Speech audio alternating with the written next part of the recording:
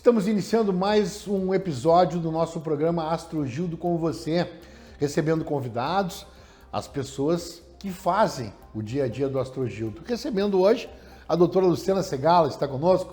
Tudo bem, doutora? Tudo bem, Alexandre. Um prazer estar aqui hoje com vocês. Eu estou melhor agora lhe recebendo, mais uma vez, né? A gente que já conversou alguns dias atrás. Gostaria que você se apresentasse para quem está nos acompanhando lá no Astro Gildo com você.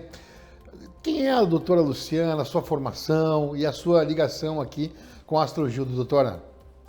Bom, meu nome é Luciana Segala, tenho 55 anos, sou médica intensivista, atuo no Hospital Astro Gildo desde 2005, então já completei 20 anos de jornada nessa instituição. E sempre com muito prazer, o trabalho aqui sempre foi muito gratificante. Eu exerço a função de intensivista, atuo na UTI, numa das UTIs do hospital, a UTI geral, da qual eu sou coordenadora. E realmente é uma satisfação muito grande a gente fazer parte desse time e atuar na comunidade num hospital que cada vez mais cresce e traz um retorno muito positivo para a sociedade. Agora, o UTI, o nome já diz, né? Unidade de Tratamento Intensivo. Como é que é coordenar UTI? Olha, essa atividade de coordenação eu exerço desde a pandemia, né? Foi durante a pandemia, então, que eu assumi essa função dentro da terapia intensiva, dentro da UTI deste hospital. E a responsabilidade, como já diz, a gente assina a responsabilidade técnica da unidade, ela é muito grande, né? Todos os eventos que ocorrem ali dentro, tudo que a gente estipula para ser executado, tudo passa pela supervisão do coordenador. Eu coordeno a equipe, uma equipe médica. No momento, junto comigo, somos 9 profissionais que fazem, então, o rodízio, né, a troca, o plantão, né, cumprimos uma escala de plantão dentro da UTI e temos uma interface muito grande com a equipe multidisciplinar, que dentro de uma unidade de tratamento intensivo precisa ser uma equipe muito bem treinada, muito qualificada, são profissionais. Se busca profissionais com alta performance de diversas áreas, que são a área da enfermagem, técnicos de enfermagem, fisioterapeutas, psicólogos, nutricionistas e por aí temos vários profissionais que atuam conosco dentro da unidade. Agora lá atrás, quando o pessoal te convocou para essa missão, como é que foi receber esse convite e aí para te aceitar esse desafio profissionalmente e pessoalmente para ti? O desafio foi grande, foi num momento difícil, né? Exatamente, um momento muito desafiador, mas a gente precisava se articular rapidamente e conseguir tocar uma unidade sob uma tensão muito grande. Realmente foi um desafio, mas essa função, o médico intensivista, ele já é preparado para esse tipo de situação. Dentro da formação, a gente precisa, então, ter o comando, pelo menos no turno do plantão, o médico intensivista é responsável por tudo que acontece na unidade, naquele plantão no turno onde eu estou trabalhando. Então, aquilo acaba sendo uma coisa natural. Claro que coordenar uma UTI é uma tarefa maior, que necessita de uma série de outras regras, de regramento e principalmente de preparo, mas felizmente conseguimos e hoje sou muito contente com essa atribuição. Que legal! Agora, eu sou leigo, né, e a maioria das pessoas que está nos acompanhando também, na UTI, digamos assim, é onde o paciente está mais sensível, mais fragilizado dentro no atendimento hospitalar, como no Astro Gildo? Sim, dentro da UTI é o lugar, quando um paciente tem uma indicação que ele é transferido para uma UTI, é um momento onde ele se encontra com a sua saúde, com sua integridade física, às vezes, comprometida. É um momento de instabilidade muito grande, que o critério passa por isso, uma instabilidade, um momento de fragilidade, onde a pessoa precisa de um acompanhamento 24/7, né, naquele momento. Então ela precisa ser monitorizada, precisa ser tratada, as atitudes, as ações, as condutas todas têm que ser no tempo em que as intercorrências acontecem. E aí, realmente, isso, às vezes o paciente vai para a UTI, estando consciente, numa situação que a gente chama de indicação tipo 2, que é quando o paciente apresenta uma patologia ou uma intercorrência que naquele momento não é grave, mas tem um potencial de se tornar muito grave e necessita de uma monitorização intensiva. Só essa notícia para o paciente já traz um medo, um transtorno, e a pessoa fica impactada realmente. A gente precisa trabalhar com isso naquele momento, com a pessoa, com a sua família, que fica impactada. Quando um outro médico chega e diz, nós precisamos transferir para a UTI, isso causa realmente muito medo, muita apreensão, principalmente nos familiares, porque muitas vezes o paciente até não está consciente, não está pleno das suas capacidades cognitivas, então ele talvez nem se dê conta do que está acontecendo. A família sim, a família realmente é bastante impactada com essa situação. E você nos contou, né, que assumiu essa função justamente no período de pandemia, e na época da pandemia, todo mundo vai lembrar que se falava muito na questão de leitos, né? Precisamos abrir mais leitos no estado, no país, na cidade mesmo. E eu lembro muito bem na época, né, fazendo o jornalismo e a cobertura da pandemia, que o Astrogildo ele abriu leitos importantes na época para a cidade. Ele praticamente salvou a cidade na questão de leitos. É difícil abrir leito? Por que se falava tanto nessa questão de leitos? E é muito complicado se abrir uma nova unidade, um novo leito, digamos assim? Essa pergunta realmente é muito boa, porque no contexto de pandemia, que era uma doença, a Covid-19 era uma doença que não se conhecia, né, nova, estávamos aprendendo a lidar com ela, e era fundamentalmente por acometimento pulmonar, onde se precisava de um suporte de UTI muito grande. A questão do Astrogildo, realmente assim, é notável a maneira que a direção e que toda a estrutura da entidade se mobilizou para conseguir atender às necessidades. E realmente em Santa Maria e região a gente percebeu que não faltou leito de UTI. Claro que o desafio de abrir uma UTI, como mesmo perguntaste, é muito grande, porque não é só uma estrutura física. Estrutura física nós tínhamos a unidade ali do Alcides Brum, que foi toda ela destinada tanto pacientes críticos como pacientes em recuperação, pacientes que não precisavam de UTI, um pronto-socorro para atendimento dessas pessoas, então elas não entravam em contato com outras pessoas doentes, né? Então isso ficou completamente isolado, realmente foi uma estrutura notável. Houve um momento que nós tínhamos 5 UTIs de 10 leitos, mas a abertura de uma UTI não exige só a estrutura física, ela exige, como eu falei anteriormente, profissionais qualificados, treinados, altamente técnicos. E isso sim, foi um grande impasse, foi bastante difícil, mas não só para nós, para toda a comunidade mundial, digamos assim.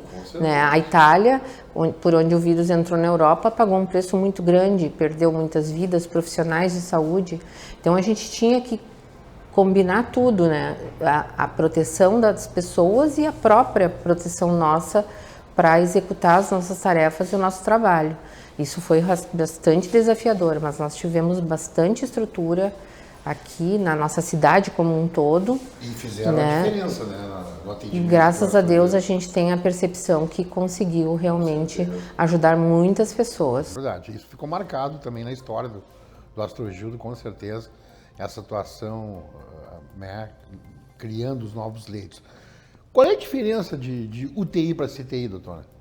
Na verdade, UTI e CTI, qual é a diferença? Na verdade, é só o nome. A UTI é uma sigla, né, Unidade de Terapia Intensiva ou de Tratamento Intensivo, e CTI seria Centro de Tratamento Intensivo, Centro de Terapia Intensiva. É uma questão só de nome. Cada instituição adota um nome, assim como bloco cirúrgico e centro cirúrgico. É só uma questão de nomenclatura mesmo.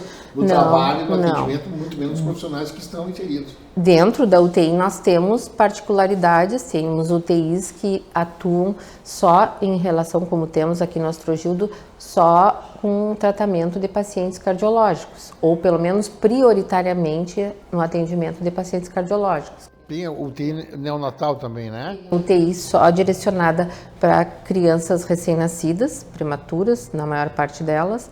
Tem UTI pediátrica, que é só para crianças. Temos UTI neurológica, como temos aqui também, que é prioritariamente para pessoas que sofrem trauma e precisam de um atendimento direcionado ao sistema nervoso central. Então, dentro do escopo, se pode dividir sobre subespecialidades. Em Porto Alegre nós temos UTI de queimados, UTI de transplantados, né? Isso ainda não temos aqui na nossa cidade por conta da demanda que não carece. Perfeito. A senhora falou, né, nessa parte delicada que é a hora de transferir o paciente, de repente, para a UTI, e tem a família, né, toda essa questão.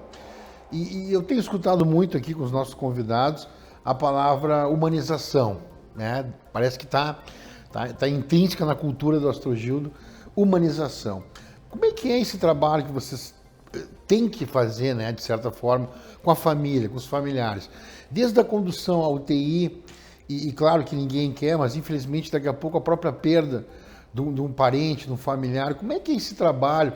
Como é que no meio de um dia a dia corrido, tenso de uma UTI, também se trabalha essa questão humana, psicológica com as pessoas, doutora? Isso é fundamental, porque dentro da unidade, dentro da UTI, nós lidamos com muita tecnologia, muitos parâmetros, números, muitos scores, muitos protocolos, um equipamento de monitorização onde o número é imprescindível, os gráficos. E tudo isso, toda essa tecnologia gera uma hipervigilância para que a gente consiga monitorizar aquele paciente de forma adequada, e a gente tem uma luta constante de não perder o foco que o que nós estamos tratando é um ser humano, é alguém que também precisa do nosso olhar, do nosso cuidado. Junto com essa pessoa vem a família, e hoje se fala muito no binômio, né, paciente e família. Nós temos que prestar o atendimento, nosso compromisso é com o paciente, mas também com a família, com o entendimento, com passar informações adequadas, procurando não utilizar a utilização de jargões médicos, fazendo com que a nossa linguagem seja mais compreensível, explicando patologias às vezes muito complexas, né, e tentando lidar com a ansiedade e a agonia dessas pessoas que aguardam pelo seu ente querido. De um tempo para cá, a gente começou a fazer uma experiência e tudo isso é globalizado. Hoje em dia, as nossas condutas são todas alinhadas com o que está se fazendo no mundo. A gente vem abrindo o espaço da UTI para a permanência dos familiares, situação que antes não era prevista, né? Existia só o horário da visita num tempo X. Então, desculpa eu lhe interromper e cortar, porque a gente abre para perguntas também, e eu faço a pergunta sempre no final, mas como a senhora deu o gancho agora, eu vou trazer a pergunta aqui de um telespectador que nos acompanha, e justamente sobre essa questão das visitas. E a pergunta é essa: por que as pessoas podem ficar apenas 1 hora por dia com o paciente? E a senhora está colocando agora que isso está sendo revisto.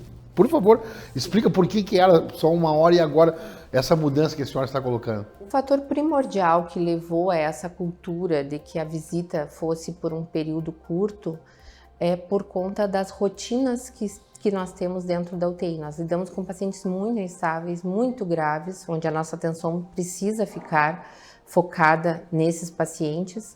E principalmente porque esses pacientes eles estão numa situação de vulnerabilidade total.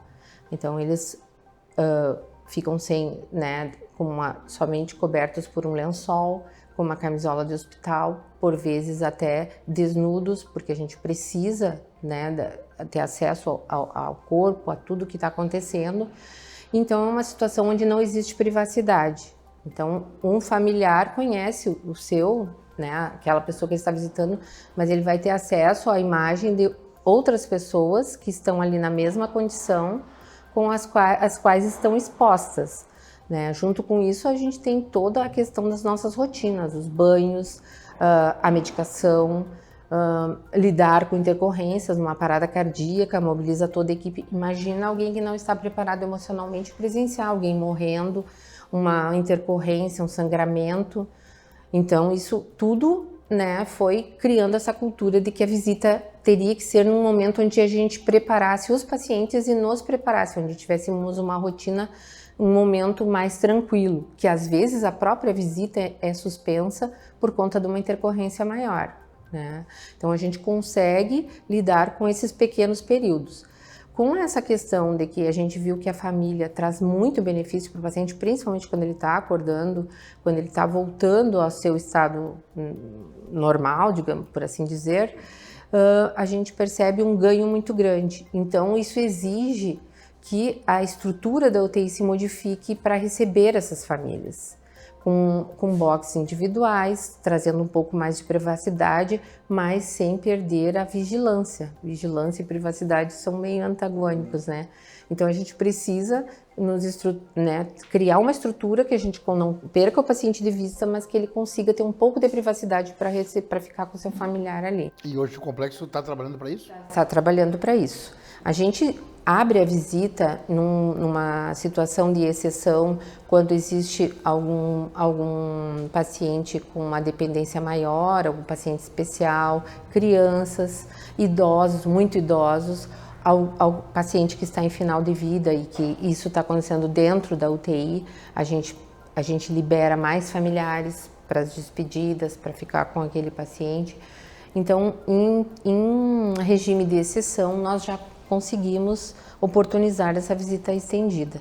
Mas o plano seria, no futuro, com a nova estruturação, permitir que, pelo menos durante o dia, os familiares acompanhassem, né? Não todos, um de cada vez, com regras, mas que tivesse sempre a permanência de um familiar com o paciente da UTI. Porque, como a senhora disse, certamente faz diferença, né, na recuperação do paciente também, né, a presença da família. A questão tecnológica também é uma premissa aqui do hospital. Sempre muito atento, né, a equipamentos, a inovações. Na sua área, na UTI, como é esse olhar do hospital em termos de equipamentos? O que tem de novo? Vocês estão sempre buscando novos equipamentos, digamos assim, modernizar cada vez mais a área de UTI? Sim, todos esses equipamentos novos, novas condutas, práticas médicas que exigem algum equipamento especial, a gente tem uma maneira de solicitar, né? E aí a gente vai até a direção, coloca a situação e aí tudo isso é checado e na medida do possível a gente tem recebido. Realmente a gente conta com ultrassom em todas as unidades, isso é um ganho bastante grande, porque hoje o ultrassom é uma ferramenta para o intensivista que é muito importante. A gente recebeu agora no congresso o treinamento para os próprios enfermeiros, para os acessos guiados por ultrassom. Então a tecnologia nós estamos nos treinando para cada vez mais usufruir disso tudo que a gente consegue ter acesso. Que a tecnologia nos oferece, né? Auxiliando, né, Auxiliando no atendimento à saúde. Inclusive, a senhora falou do congresso, e eu citei aqui que a gente tive o prazer de conversar com a senhora justamente antes do congresso, né? Me visitou lá na nossa rádio, no nosso programa, e a senhora presidiu, né, inclusive, o congresso. Como é que foi receber o congresso aqui na cidade? A importância também, né, de participar, de fomentar, de levar a equipe para se aprimorar e o complexo tem estimulado vocês, né? Todo mundo que conversa comigo aqui sempre cita, né, a questão de congressos, de troca de de conhecimento. Como é que foi o nosso congresso em Santa Maria, a importância dele ser realizado aqui na cidade? O que ficou de legado já desse congresso, doutora?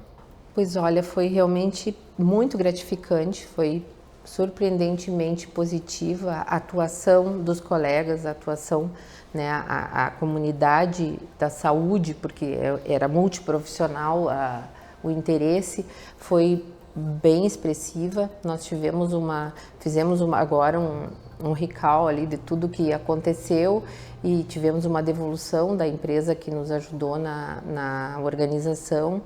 Tivemos um quórum que bateu Porto Alegre, porque esse congresso da SOTIRGS, que é a Sociedade de Terapia Intensiva do Rio Grande do Sul, ele é um congresso regional do nosso estado, e a capital cedia a sociedade, e ele acaba acontecendo geralmente em Porto Alegre e em alguma cidade do interior do estado.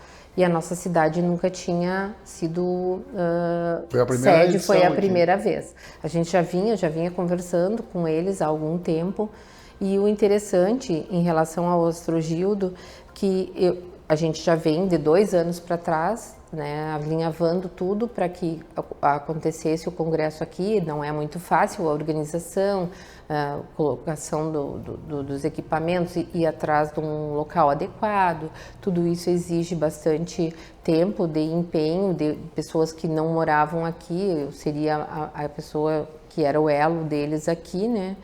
E aí a gente pegou um momento que o Astrogildo estava passando por esse processo de acreditação. Então, várias coisas que a gente está vivendo aqui dentro, várias situações de treinamentos, de aprimoramento foram discutidos. Então, foi muito positivo para que as pessoas conseguissem, porque o congresso ele mostra a nossa realidade e é um congresso regional. A gente tem o conhecimento, a medicina, a saúde de forma globalizada, mas as experiências regionais, a troca que isso traz é muito positiva. O que está se fazendo em Porto Alegre, o que está se fazendo em Pelotas, como que a gente consegue trazer para a nossa realidade aquilo que é preconizado, porque às vezes não é possível, né? Dependendo do recurso, dependendo da situação, dependendo do tipo da população. Tem doenças que são mais prevalentes no norte do país, outras que são mais no sul. Nós temos no inverno, né, essa situação das doenças respiratórias, não é o mesmo tipo de doença que acomete o norte do país. O nosso país é muito grande, então um congresso regional nos oportuniza essa troca de experiências, essa atualização nos temas que o profissional precisa estar sempre estudando. Eu tenho 30 anos de formado, imagina que a gente quantas vezes já passou por esse tipo de situação e recapitulando tudo e se atualizando. Então isso é importante para todo profissional. Hoje em dia o conhecimento, a informação vai a galope, a gente precisa acompanhar tudo isso, né? Com certeza, e aí a gente fica seguro e tranquilo que o Astrogildo conta, né, com profissionais assim, que estão sempre se atualizando e acompanhando o que há de moderno, de novo, e claro, mantendo todo esse legado, essa tradição que o Astrogildo tem. Doutora, queria agradecer, né, o seu tempo, a sua participação aqui conosco. Eu te agradeço. Não, imagina, e eu queria que você deixasse uma mensagem final, né, porque um trabalho importante na UTI, né, muito sério, comprometido de vocês. E se essa passagem na história do Astrogildo da pandemia, né, com a abertura dos leitos, o trabalho das UTIs, então, fez a diferença em números mesmo, né, salvando vidas. Isso é fato, e está na história. Então, parabéns pelo trabalho de vocês, a gente fica muito orgulhoso, e como eu disse, segura a palavra, né, como morador de Santa Maria, né, eventualmente, a gente sabe que está muito seguro com vocês aqui. Então eu lhe agradeço, parabenizo o trabalho de toda a tua equipe e que você deixe a mensagem final aqui para quem nos acompanha. Trabalhar na área da terapia intensiva realmente é um grande desafio, exige do profissional uma dedicação, um comprometimento, mas sobretudo um amor à vida. A gente precisa todo dia lembrar que a gente cuida da vida de outras pessoas, que a nossa profissão nos traz um privilégio de conhecer as pessoas naquele momento de maior fragilidade, e é uma responsabilidade acima de tudo, principalmente quando o nosso trabalho traz de volta essa pessoa para sua família, para os seus entes queridos. Mas quando isso não é possível, nós também nos preparamos para acompanhar o desfecho que possa ser negativo, tentando tornar isso da melhor forma possível. Então, ser médico, ser intensivista, exige também que nós aprendamos a nos comunicar, a ser cada vez mais humanos, trabalhando num meio altamente tecnológico. Eu agradeço a vocês, agradeço a oportunidade e agradeço pelo trabalho que a gente consegue fazer dentro da comunidade já há quase 30 anos. Parabéns, fundamental. E nós vamos para um rápido intervalo. Eu citei, a pergunta aqui que fizeram para a doutora Luciana Segala sobre a questão do tempo de permanência, do acompanhante do parente na UTI, e ela explicou, inclusive, trazendo essa novidade aí que o complexo está trabalhando para possibilitar que os parentes permaneçam mais tempo dentro da UTI. E você pode participar também, como esse ouvinte participou, telespectador, que mandou mensagem lá pelas redes sociais do Astro Gildo. Segue lá e nós vamos a um intervalo rapidinho e voltamos a seguir com mais um convidado aqui no Astro Gildo com você.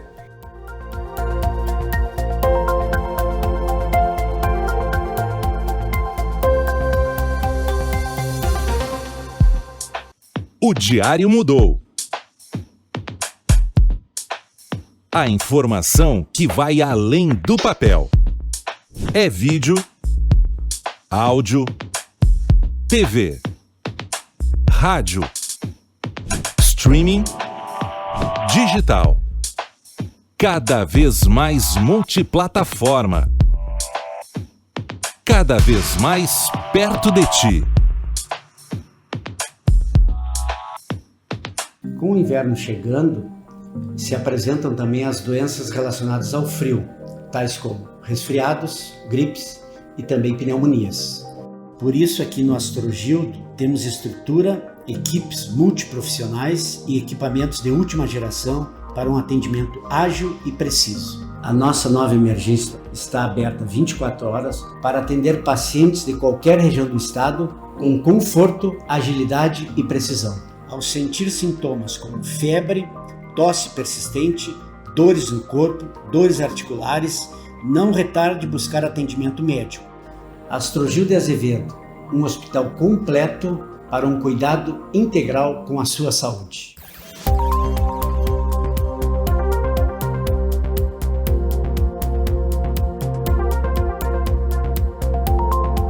Estamos de volta com o nosso Astro Gildo com você, mostrando detalhes, os procedimentos, as pessoas que fazem o Astro Gildo, e recebendo agora, na parte do programa, o Marcelo Medeiros, que é gerente de controladoria do Astro Gildo. É isso, Marcelo? É isso aí.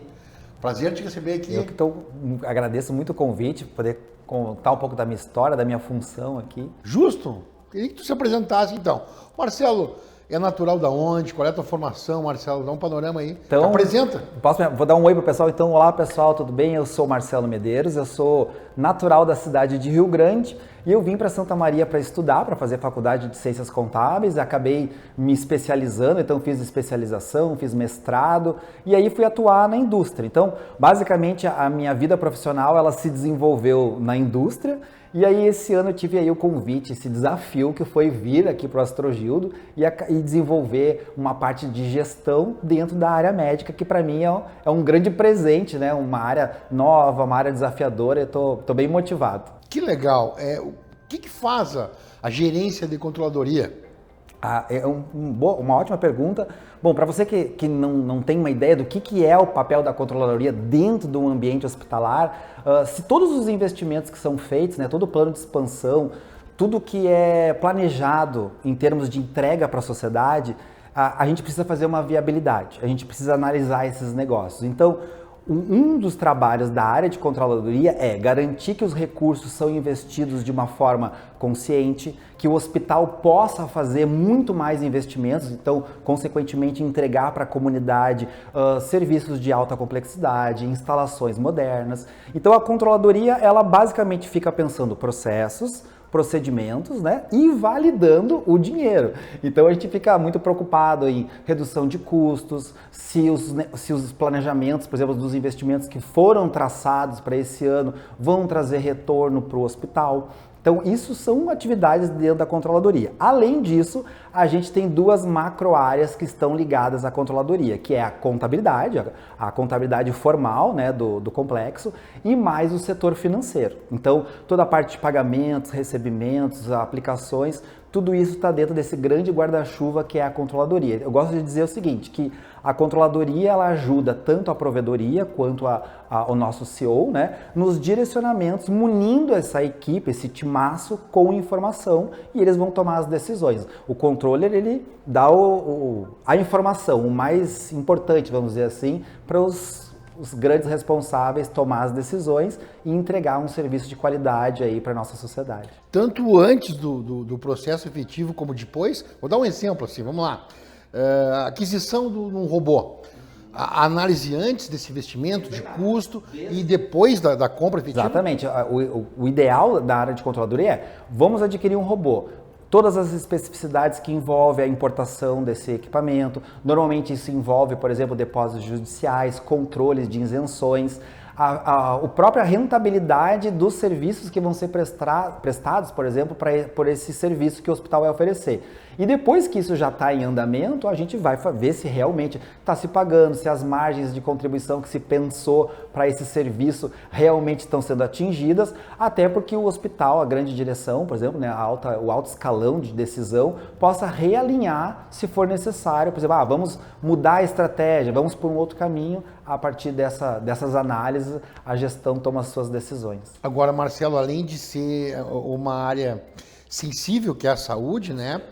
Eu imagino que é complexo, para ser redundante com o nome do Astrogildo, por conta do orçamento do complexo, deve ser maior, é maior que muitos municípios aqui da região, né?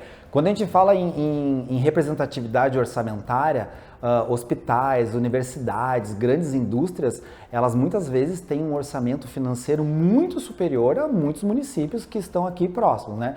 E a controladoria, ela é o guardião, ela é responsável por elaborar esse orçamento. Então, a partir disso, a gente tem a execução orçamentária, que é um vulto grande, né?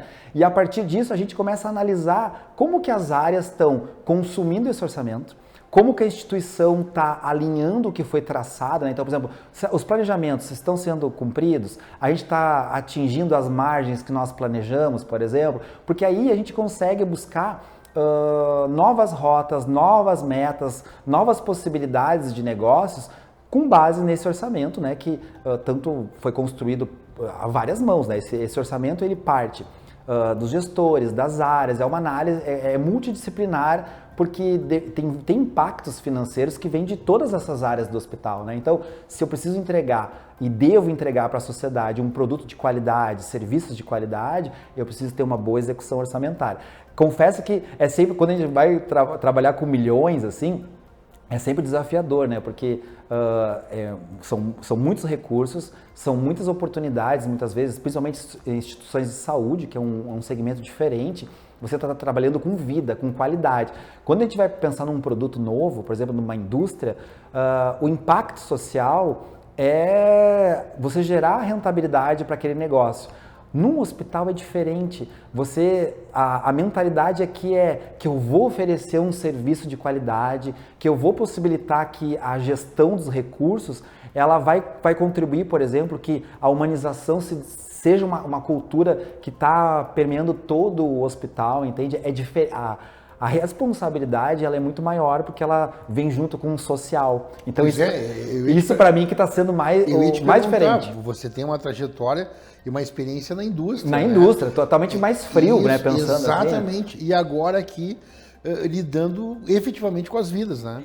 Exato, e a responsabilidade muda tanto no aspecto legal, no aspecto social, as decisões que nós tomamos e as análises dos processos, é sempre pensando assim, nossa, segurança do paciente. Então, por exemplo, a gente, quando está monitorando documentação legal, a gente fica atento, né, a prazos, a vencimentos, porque não é que nem na indústria, por exemplo, que eu tenho uma licença, mas essa licença tá, né, você tem um produto que você produz, insere, você vai colocar nos mercados, é diferente. Aqui nós estamos lidando com vida, então a minha responsabilidade, ela quadriplica, o fator responsabilidade é muito maior. Porque eu estou lidando com vidas, eu estou lidando com qualidade de serviço. Então esse, acho que foi o maior divisor assim, de profissional, foi essa preocupação com o ser humano. E isso é uma coisa que eu noto, assim, que hoje, quando eu estou pensando a gestão, eu penso lá no paciente. Porque como eu circulo, né, eu faço esse caminho de circular pelas áreas, que é algo novo, né, aí você passa assim no corredor, você vê, né, uma pessoa tá deitada na cama, aí você sorri, e a pessoa sorri de volta, nossa, isso é transformador, assim, às vezes eu tô indo pelo Alcides, assim, e me bate, né, eu digo, meu Deus do céu, porque é uma outra realidade, tu humaniza a gestão, e aí tu reforça, né, que, por exemplo, eu estou aqui por um propósito, que é fazer que esse hospital, ele siga no seu propósito de entregar algo de qualidade para a sociedade, que os recursos sejam bem aproveitados, né, entregando instalações modernas, inovadoras, né, então acho que quando tu recebe esse sorriso, quando tu passa pelos corredores, ele mexe contigo, isso eu acho que é o que mais mexeu, mesmo sabendo que o nosso orçamento é impactante, né?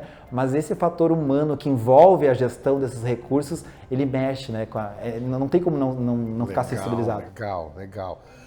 Que é bacana que tu está impactando efetivamente a vida Exato. da pessoa, a saúde do ser humano, né? É bacana. Quantas pessoas trabalham diretamente contigo? Direto, assim, o meu relacionamento direto é mais ou menos um time de 60 pessoas, porque eu tenho uma interface com o time de faturamento, que não é do meu guarda-chuva, como a gente diz aqui, né? É de uma outra gestora, mas a gente acaba tendo uma interface grande, né? E fora os meus times aí, que devem dar mais ou menos 20 pessoas, entre contabilidade e financeiro.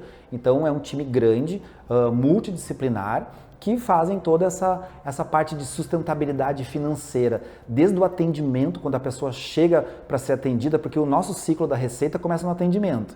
Então, a pessoa foi atendida, até a pessoa dar alta, até o recurso ser efetivamente recebido, passa pela gestão da controladoria. Tem muita gente envolvida, muita gente boa aí que atua nesse ciclo, que acaba, né, tendo um papelzinho, o pessoal do atendimento, depois o pessoal que faz conferência das contas, o faturamento, auditoria de contas, depois financeiro, contabilidade. Então é um trabalho de várias mãos, né?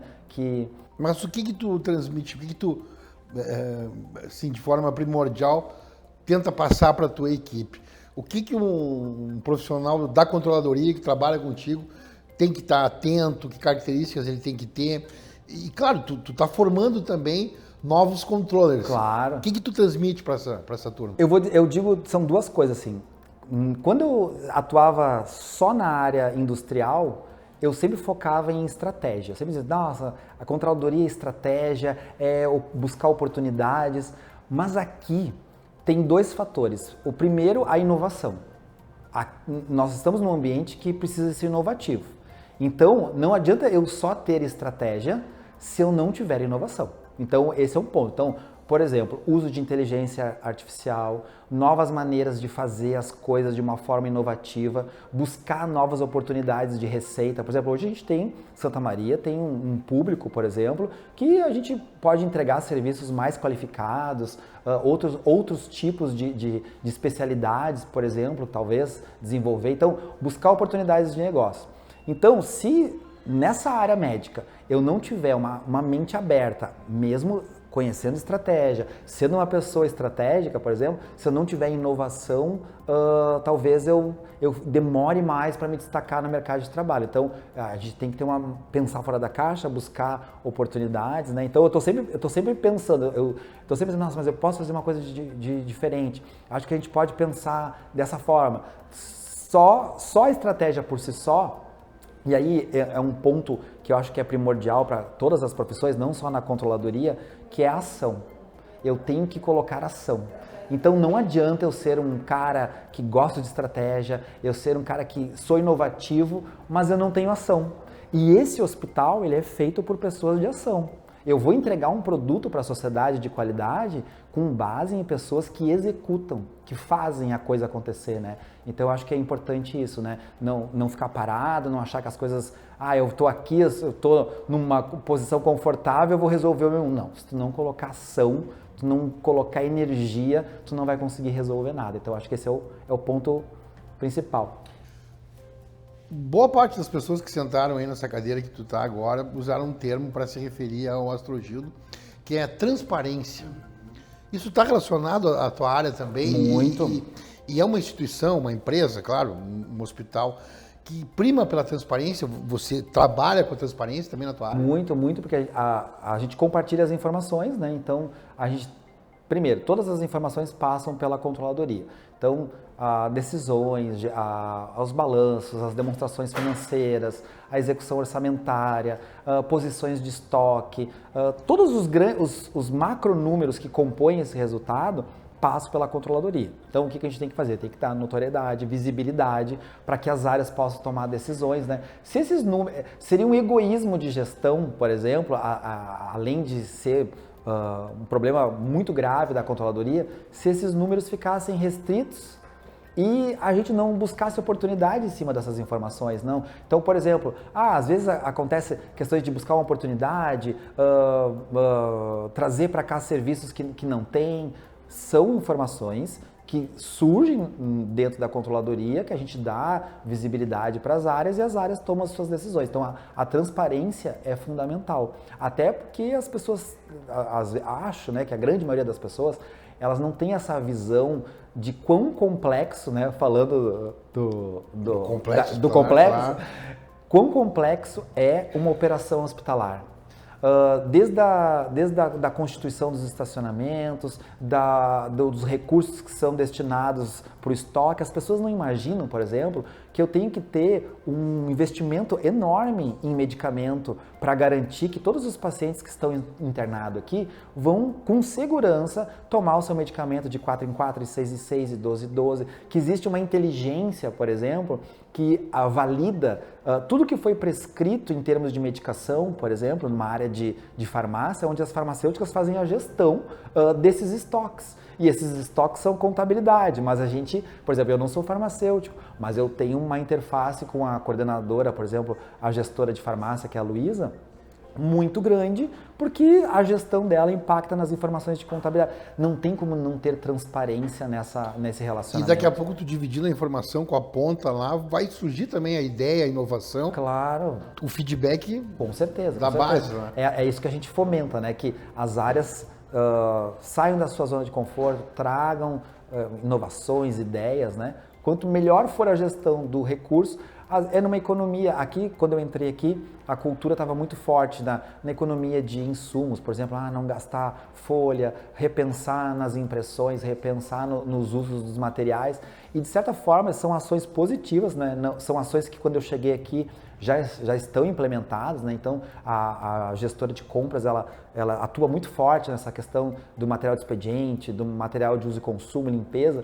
E, de certa forma, quando você pensa nessas pequenas ações, isso gera um impacto financeiro, por exemplo, que eu posso investir em outras coisas. Eu deixo de gastar em copo plástico, por exemplo, desperdiçando, eu deixo de gastar em folha de ofício, eu deixo de gastar em outros materiais que não seriam tão necessários para fazer um investimento em algo que vai trazer um benefício, vai aumentar a segurança do paciente aqui dentro, por exemplo, né? Então, são pontos bem positivos e isso são coisas que surgem nas áreas.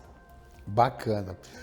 Dentro dessa busca, né, por qualidade e excelência, o Complexo está nesse processo de acreditação internacional. O teu setor está participando efetivamente? Está participando. Como e como é que tu vê esse processo da busca, né, da certificação? Claro que o objetivo é a certificação, mas a jornada ela também é importante.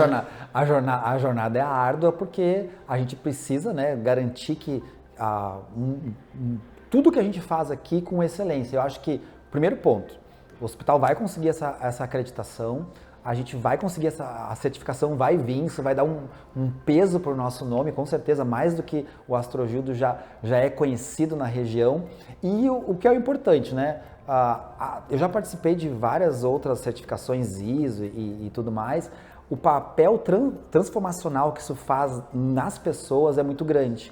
Então, isso gera uma ação de engajamento que é absurda. As pessoas estão engajadas. Se eu pudesse dizer para o empresário, assim, será que eu faço uma certificação na minha empresa? Faz, porque o engajamento, com certeza, as pessoas querem ter aquele orgulho de dizer que trabalham numa instituição que é certificada por algum órgão, por alguma instituição. E ao longo da caminhada, tu já nota os resultados melhorando. Muito. A gente já está evoluindo muito em controles, em implementação de ferramentas. As pessoas já estão preocupadas, né? As pessoas querem, nas áreas, as pessoas querem essa certificação. Então, é visível o engajamento das áreas. Claro que é uma estrada longa, né, de percursos, de realinhamento de estratégias, que é normal em qualquer certificação, a gente precisa se adequar, né, então não é um caminho fácil, mas eu tenho certeza que os times estão bem qualificados, né, o nosso CEO está direcionando todas as orientações para a gente conseguir essa certificação. Eu acho que logo aí a gente vai estar certificado. Vamos estar comemorando. Comemorando, exatamente. E celebrando. Agora, controladoria, o pessoal não fica meio assim, os colegas sentiu, o cara, esse aí tá me controlando, vai me cuidar aqui, que nem na polícia, né, tem aquela ouvidoria da polícia. Tem isso ou não? Mas é mais de boa contigo? Não, tem isso. Assim, que assim, tudo é uma maturidade, a gente tem que saber separar. Quando a conversa é uma conversa mais forte, né, uma conversa de alinhamento, de direcionamento e outras situações. Então eu separo bastante, sim. Eu consigo ter um relacionamento afetuoso, carismático, mas eu também sei cobrar, né? Eu digo assim, quem tem filho sabe que cobrar não é brincadeira, né? Eu tenho um adolescente... Mas faz bem, né? É necessário, né? Eu tenho um adolescente em casa de 14 anos, então assim, não é fácil, então eu tenho que cobrar. E as áreas têm um pouco isso, a controladoria quer saber disso, né? Os contratos, né? Mas esse olhar, ele não tem um olhar punitivo, muito pelo contrário. Perfeito, ele tem um olhar que ele é para ajudar as estratégias, é para colocar coisas que talvez não estão tão no caminho, né? Por exemplo, ou melhorar o controle. Porque qual é a função? Eu tenho que mitigar risco, certo? Eu tenho que garantir para o paciente, por exemplo, na área de finanças, que quando ele entrou aqui para fazer um procedimento, que está tudo tranquilo, que ele fica tranquilo que os recursos estão sendo aplicados, que o medicamento que ele vai precisar a gente comprou, que a refeição que ele vai comer ele vai receber porque a gente controlou os custos, a gente vai oferecer um alimento de qualidade. Então, isso impacta na cadeia de valor e de negócios do hospital de uma forma absurda. Então, eu não posso me eximir, por exemplo, de não cobrar, houve uma variação de preço, por exemplo, do insumo. Eu tenho que saber mais o que aconteceu com esse insumo, né? Mas esse contrato, né? Então, isso é normal da área de controladoria. Essa interface entre as áreas normalmente acontece, então, mas isso é normal dos negócios. Mas tu é muito simpático, muito querido, então certamente o pessoal também abre as portas para ti e entende esse teu papel. Mas eu também eu sei cobrar também. Com certeza. Agora... O pessoal me passou aqui, né, da produção do nosso programa, que tu também tem um podcast, também nosso colega. Conta pra gente como é que é, e convida o pessoal a acompanhar também, como é que é comunicar e a importância de comunicar. O que tu acha? Eu acho assim, hoje todos os profissionais de todas as áreas precisam saber comunicar. Então, são duas coisas que a gente precisa conhecer. Branding, que é posicionamento. Então, o médico ele tem que ter posicionamento, né? O hospital precisa ter um posicionamento, eu preciso ter um posicionamento. Então, a comunicação é algo que hoje, nesse modelo de negócios que nós estamos, com a internet, não tem como fugir da comunicação. Então, nenhum profissional hoje vai escapar de se comunicar, se relacionar. Então, isso é um ponto. Então, o que surgiu? Contador, qual é o estereótipo que a gente tem do contador? Contador dentro do escritório, mesa virada para a parede, aquela coisa toda, não fala com ninguém. E aí chegou um desafio da faculdade, onde eu dou aula na Antônio Meneghetti. Nós precisamos quebrar esse paradigma que o contador é esse cara que não se comunica, então o curso vai ter um podcast e tu vai começar amanhã, me disseram assim. Aí a nossa coordenadora, Leandra Calegara, me deu essa bomba, assim, né? Eu disse, Leandra, mas como assim? Não, amanhã tem o primeiro dia de gravação. E aí nós fomos gravar, sem saber muito bem como que a gente ia formatar isso. E aí, então, para surpresa, assim, lá no dia, quando ligou toda a estrutura, né, muito semelhante ao que a gente tem aqui, eu fiquei meio impactado. Foi a primeira vez? Foi a primeira vez. Eu fiquei meio impactado, meio que travei, assim. Mas não foi por vergonha. Foi muito mais pela responsabilidade, como profissional de contabilidade, por exemplo, de levar para as pessoas a responsabilidade que é você dar a visibilidade que se você se comunicar, tu vai atingir o teu cliente, tu vai desenvolver o teu negócio, tu vai buscar oportunidades. Então, isso que o Astrogiro está fazendo aqui, a gente quer comunicar para a contabilidade, para a sociedade, o que a gente faz de melhor, que é prestar um serviço de qualidade. Então a gente precisa se comunicar de uma maneira boa, né?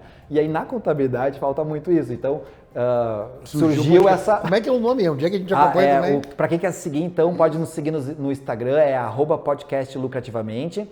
Também pode nos seguir lá no YouTube, a gente tem um canal no YouTube chamado Lucrativamente. Se inscreve lá no nosso canal, vai ficar sabendo tudo que está acontecendo por lá. E se por algum motivo tu não conseguir assistir os nossos episódios, tu pode também ouvir no Spotify, que o Lucrativamente também está no Spotify.